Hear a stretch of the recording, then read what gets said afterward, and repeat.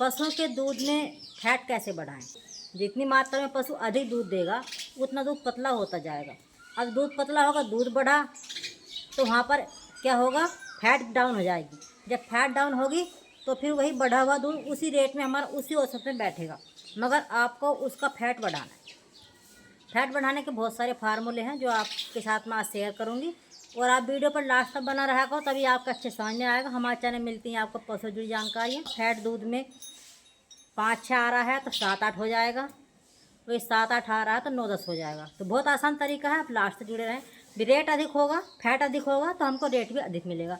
Rate अधिक मिलेगा तो हमको वहाँ पर बचत होगी, वरना रेट कम मिल रहा है तो वहाँ पर बचत नहीं होगी। वहाँ फीड भी पशुओं का खिलाने वाला फीड भी पशुओं को महंगा है।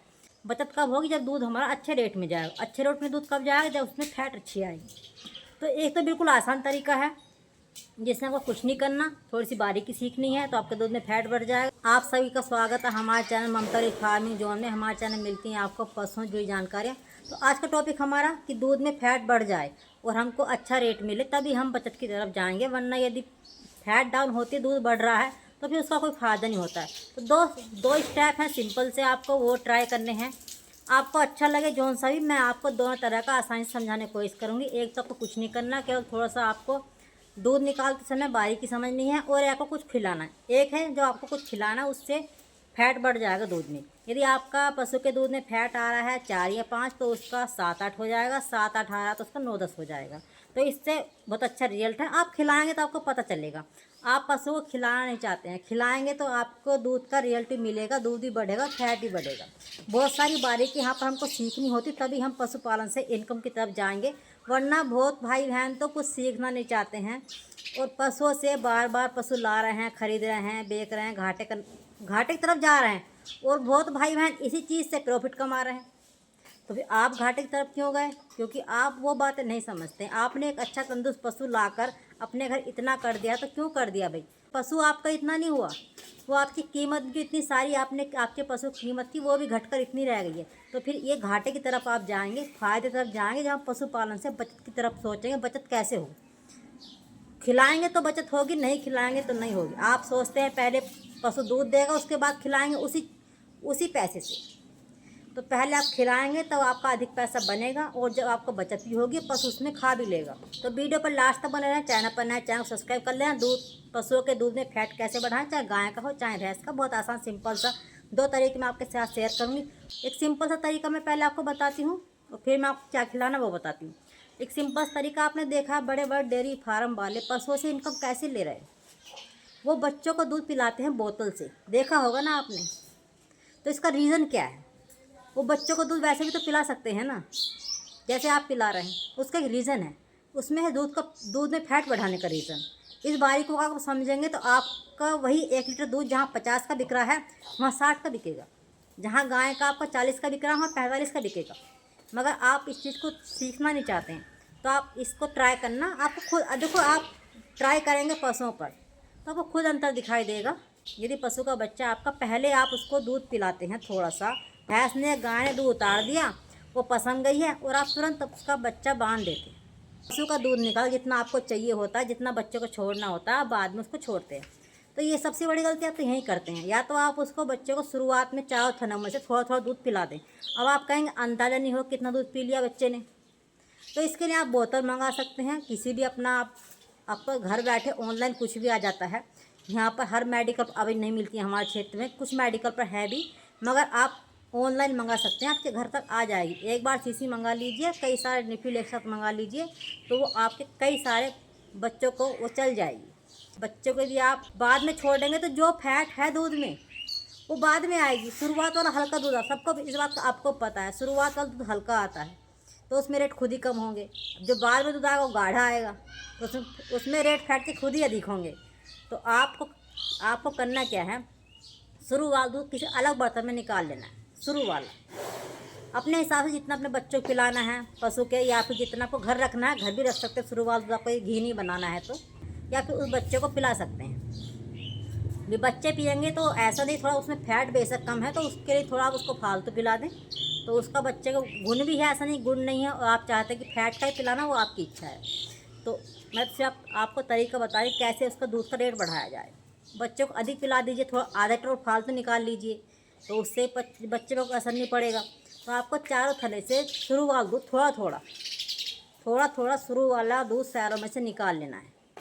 या तो बच्चों को पहले पिला दीजिए अपने अंदाजे से कि हाँ इतने पी लोगे चारों थनों में से, या फिर अपना निकाल कर उसको शीशी मंगा ली, शीशे से पिलाते हैं। देखा होगा आपने, बड़े बड़े फार्म वाले सब शीशे से पिलाते हैं। अपन इन बातों पर ध्यान नहीं देते हैं। आप कोशिश तो करिए, रिजल्ट तो आपके सामने होगा। पहले वाला दूध थोड़ा सा निकाल लें चारों थनों में से, और बाद वाला दूध सारा निकाल लें, या फिर पहले वाला बच्चों को पिला दें अपने अंदाजे से, वरना आप शीशी मंगा लें। उस दूध को बच्चे को बाद में शीशे से पिलाना सीखिए, और बच्चों को सारा दूध निकाल कर बाद में थोड़ी देर के लिए आप छोड़ सकते हैं, क्योंकि थोड़े बहुत डो के पशु उतारता है अपने बच्चे के लिए, तो वो बच्चा बाद में उनको पी लेगा। कि उस पशु के पास लवारा भी छोड़ना ज़रूरी है। बिना कुछ खिलाए पशुओं के दूध में फैट कैसे आए, ये तो बिल्कुल सिंपल आसान तरीका है, इसको आप कर सकते हैं। और फिर ज़्यादा फैट कैसे बढ़े, क्या खिलाए, आप सब जानते हैं। चिकनाई खिलाएंगे पशुओं को तो फैट बढ़ेगी। तो डालडा भी ऐसा है, डालडा जो थोड़ा कम रेट में भी है, और पशुओं को उसका गुण भी है, पशु उससे हेल्थी भी रहते हैं, और पशुओं के दूध में उससे फैट भी बढ़ती है। तो आप अपने पशु को किसी भी कंपनी का, अच्छी कंपनी का डालडा खिला सकते हैं अपने पशुओं को। 100-150 ग्राम डेली अपने पशुओं को आप एक समय दे सकते हैं।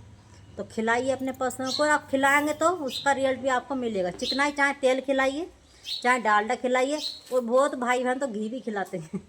घी जिनके पास अधिक है वो अपने पशुओं को घी भी खिलाते हैं। यदि आपने अपने पशुओं को 3-4 किलो घी खिला दिया तो फैट तो खुद ही बढ़ जाएगी। पूरे ब्याहती पशु के दूध में फैट भी कम होगी। 150 ग्राम अपने पशु को चिकनाई दीजिए, चाहे तेल चाहे घी, चाहे आपको जो सस्ता लगे, आपको जो अच्छा लगे। आपके सस्ता महंगा कुछ नहीं होता, जो आपको अच्छा लगे आप वो खिला सकते हैं, जो आपके अनुसार हो, जो आपकी इनकम के अनुसार हो, उसी के हिसाब को हमको चलना होगा, तभी हम यहाँ पर जीत सकते हैं।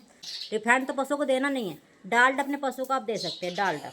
डालडा ले आइए, अपना 5 किलो का डिब्बा ले आइए, अपने पशु को खिलाइए जरूर। ब्याने के बाद 7-8 दिन के बाद अपने पशु को डालडा आप दे सकते हैं। डालडा खिलाएंगे तो पशु का अच्छा रिजल्ट भी है, वो पशु हेल्थी भी रहेगा, पशु मोटा तकड़ा रहेगा, पशु दूध भी अच्छा बनाएगा। तो आपको ये सारी बातें समझनी होंगी। 100 से 150 ग्राम डालडा अपने पशु को आप खिला सकते हैं। चाहे ओटी में पशु पी ले, थोड़ी निवासी में तो, या फिर चोकर में या खल में थोड़ा उसको गर्म करके, थोड़ा उसको निवासा करके गर्म करके थोड़ा उसको पिघला लें, और पिघलाने के बाद खल में मिला दें, चाहे चोकर में मिला दें। जैसी भी खल आपका पशु खा रहा है, थोड़ा सा खुशक करके उसको खिलाना है। ऐसा नहीं कि पतला करके आपने चारे में गेर दिया है, वो गलती ना करें। किसी अपना रख के टब वगैरह में, और उसमें खल में मिलाकर थोड़ा सा उसको खिला दें। आप खिलाइए लगातार, कम से कम 5-6 दिन के बाद अपने पशु को आप डालडा खिला सकते हैं। ब्याने के बाद कोई नुकसान नहीं देता है। देखो, इससे हमारे पशु का रिजल्ट तो रहता है फैट में बढ़ाने का, दूध का। आपको क्यों 100% गारंटी लेते हैं। आप खिलाएंगे तो आपको रिजल्ट खुद मिलेगा। आप कोशिश करके देखिए, रिजल्ट इसका अच्छा है। चाहे आप पहला बार सिंपल आसान तरीका अपना सकते हैं, जिससे आपको खर्च नहीं होगा, और चाहे आप अपना ये वाला तरीका अपने पशु पर आजमा सकते हैं। तो पशुओं से घाटे की तरफ मत जाइए, पशुओं से इनकम की तरफ जाइए, तभी आपको पशु पालने का मन करेगा। आप पशुओं को से घाटा आपको होगा तो आपका पशु पालने को मन नहीं करेगा। हमारा मन किधर करता है काम करने को। काम मेहनत का तो हर कोई काम कुछ भी कर लेगा, मगर मन कहाँ करेगा मेहनत करने को, जहाँ हमको बचत होगी। तो पशुओं से अच्छी खासी बचत है। यदि आप सब कुछ सीख कर, सब कुछ बारीकी से, समझदारी सब कुछ सीख कर आप पशुओं के साथ वर्क करेंगे, सब बातें समझ कर वर्क करेंगे, तो यहाँ पर अच्छी खासी पशुओं से इनकम भी है। ऐसा नहीं पशुओं से घाटा है। बहुत भाई बहन बहुत अच्छा मुनाफा पशुओं से ले रहे हैं। और जिनको पशुओं का थोड़ा बस ये है कि लाकर बांध दिया है, कहीं से कितना अच्छा पशु खरीद लिया है, बस उसका फिर ध्यान नहीं रखना है, उस क्या खाता है क्या नहीं खाता, उस चीज़ को ध्यान नहीं देना है, और इतना लाए थे इतना कर दिया है, तो वो को तो घाटे का शिकार होना ही होना है। वो पशु आपका इतने से इतना नहीं हुआ, आपकी रकम भी इतनी से इतनी हो गई है, तो वो तो घाटे का शिकार होना ही होना है, उनको कोई रोक नहीं सकता। मगर जो आप पशुओं पर मेहनत करेंगे, को खिलाने का अपना सही तरीका समझेंगे, तो आप कभी पशुओं से घाटे का शिकार नहीं होंगे। आज की जानकारी आपको कैसी लगी, अच्छी लगी तो लाइक कमेंट कर देना। फिर मिलेंगे नई वीडियो में नई जानकारी के साथ। तब तक के लिए आप सभी को मेरा प्यार भरा नमस्कार।